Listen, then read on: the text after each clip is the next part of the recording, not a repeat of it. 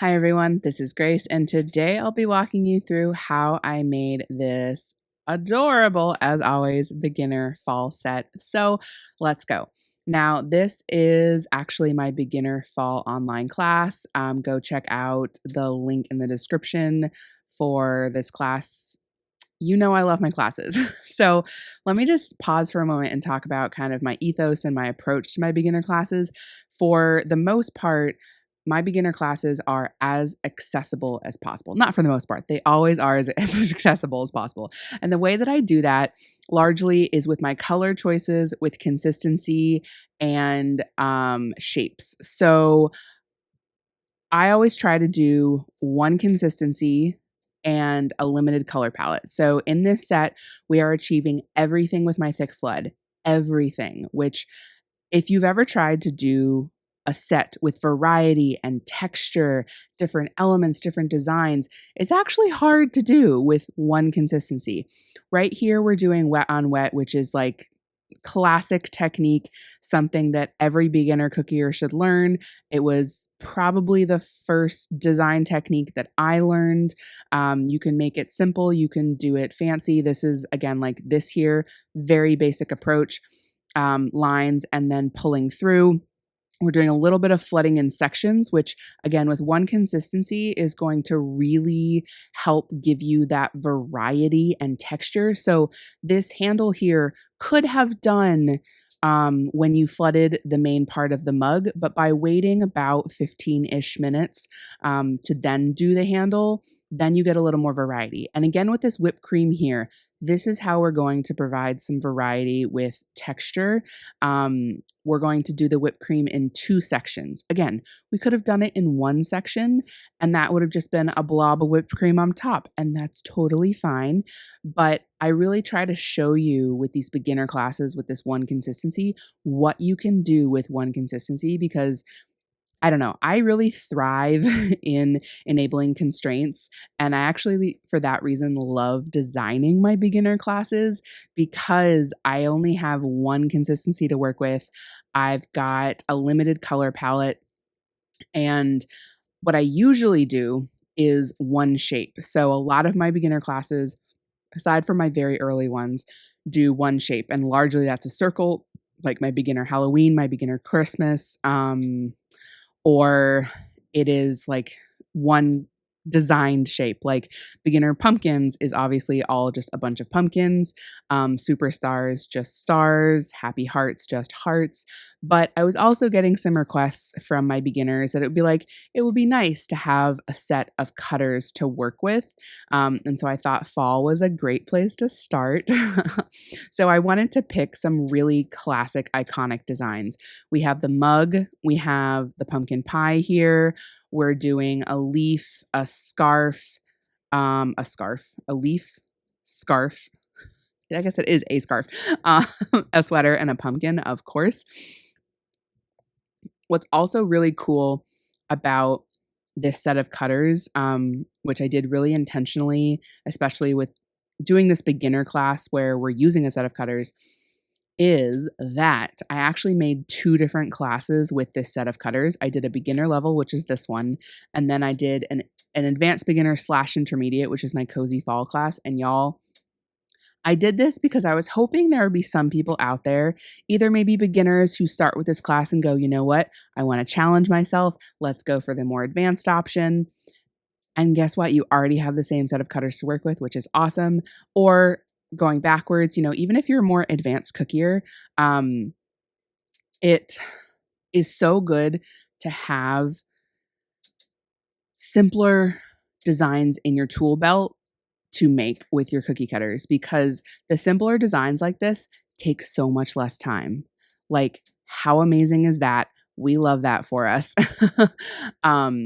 So, because all of the designs here, and I don't know if I say this enough, like these are all things that I would make myself. And I'm considered, an expert cookier, has been doing this for more than 10 years. I love to get really versatile with my designs and choose them based on what it is that I'm doing. So, am I making a ton of cookies? And therefore, it would be really smart of me to do something simpler that I can bang out much faster than more complex designs. And that's what's really awesome about this set. So, here is a little play on wet polka dots. Because again, like, only so much we can do. Wet on wet polka dots are an iconic, basic wet on wet technique that everyone should know how to do. But here we're doing this little trio dot concept. What makes this most effective is getting those dots as close together as possible. If they're a little too far apart, then it kind of loses this cluster effect, if that makes sense. So again, we're going to add a little bit more texture and variety to this by doing the sleeves as flooding in sections. We could have flooded the entire sweater, and if you would prefer to do that, totally fine, because the more steps you have, the longer it takes you to do a cookie. This certainly would take less time if you just did the entire sweater in one go. Now, another benefit of doing the sleeves separately, especially if you're a more beginner cookier, is you have less surface area to work with each time. So by flooding the entire sweater, you have to work even faster to get those dots on there before the blue starts to crust, okay? So that is definitely a benefit to doing them separately like this. Yeah, so if if I was doing this, maybe I would do the whole thing in one go, but I really like the look of the separate sleeves. And one of the things that we're doing here, in creating the beginner and then the more advanced set, I really tried to find places where I could simplify and where I could add more detail. And in this case, we're definitely simplifying the bottom of the sweater. We're not adding any cuffs or anything to the bottom, but I did want to add a collar because hello, cute. I'll talk a little bit more about this technique that I'm doing right here in the scarf, I think, because I do this again. But I do just want to talk a bit about my color choices here. So, like I said, with my beginner classes, my beginner level, I like to simplify the color palette as much as possible.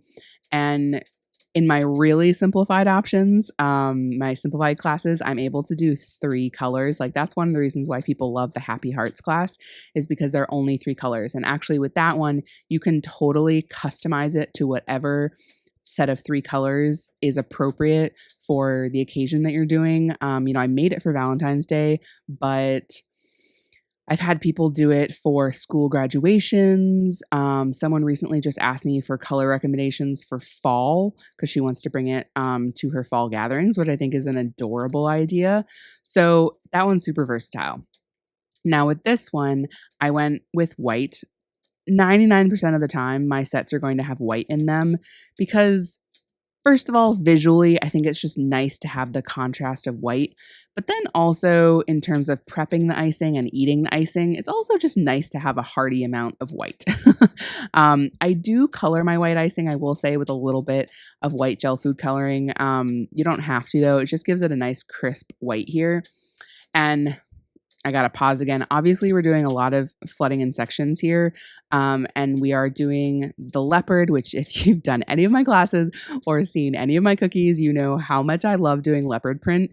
And honestly, I think this is easier than doing polka dots for beginners because it's supposed to look blobby. And actually doing a good polka dot is hard to get like a nice round polka dot, whereas this, it's supposed to be uneven. Like if your leopard print is all even, it looks weird.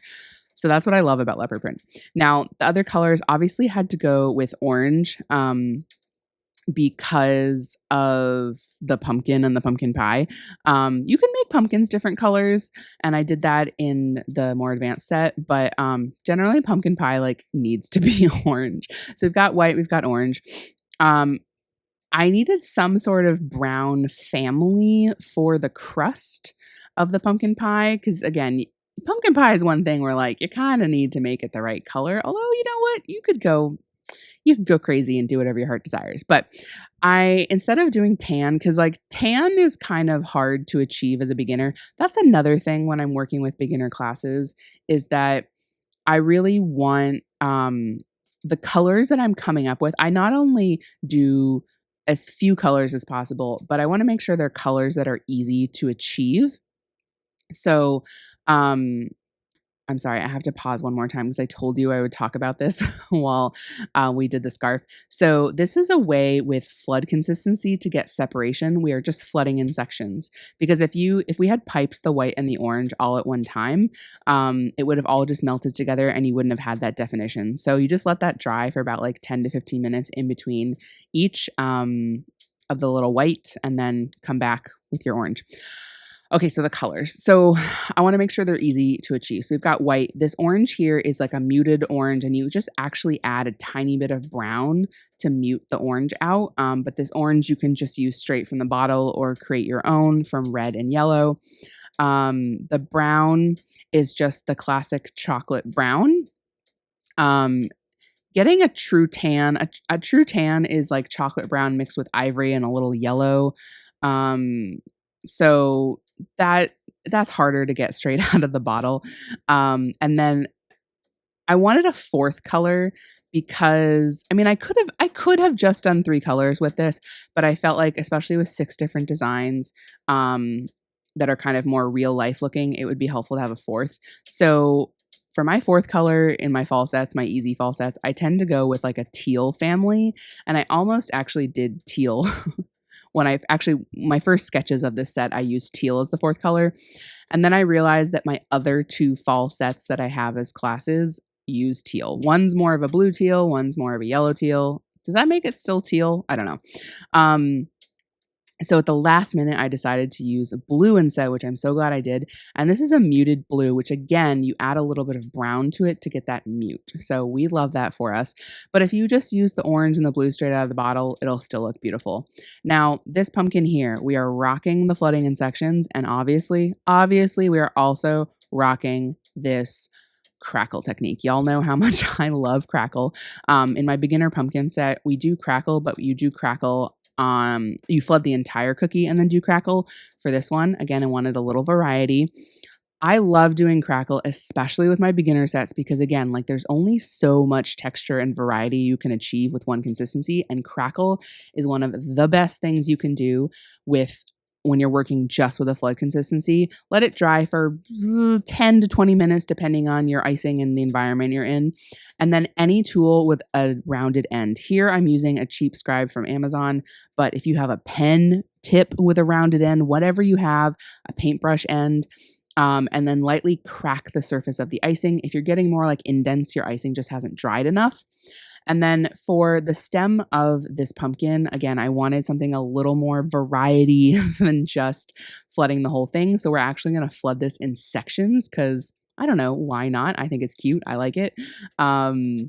If you don't like it, then you can just flood the whole thing in one go. But, I don't know, something a little different. Like, look how much variety and texture and definition we can get with one consistency. I also want to point out, with beginner cookies here, do not flood all the way to the edge. Please, please, please, please, please do not flood all the way to the edge. The reason for that is that your icing, after you flood it, is going to naturally want to spread out. Your cookies are not perfectly flat. Like, this is a good recipe and it's good. Like, I'm very impressed with myself, but it's not going to be perfectly flat. So the icing is going to naturally want to spread out. So if you don't flood all the way to the edge, you're going to give yourself that little extra space for the icing to actually spread out on its own. And you're going to reduce the chance of having overflood. So here I'm using that scribe to give this design, but I'm very intentionally not cleaning off my scribe because I actually want this to look really messy. Like normally we would clean off our scribe, and we did that with the mug, but for this one we are not, because I love the messy look of seeing that blue pulled into the orange and the orange pulled into the blue. Like, I just think it gives it that extra, love it. Super simple, easy peasy lemon squeezy. I think that's the last one. Oh, hey. Okay, so that is my beginner fall set. I just always feel such a sense of pride when I look at my cute babies, especially my beginner sets, because I really make these with at-home beginners in mind. I want you to feel empowered. I want you to feel like you can create something beautiful.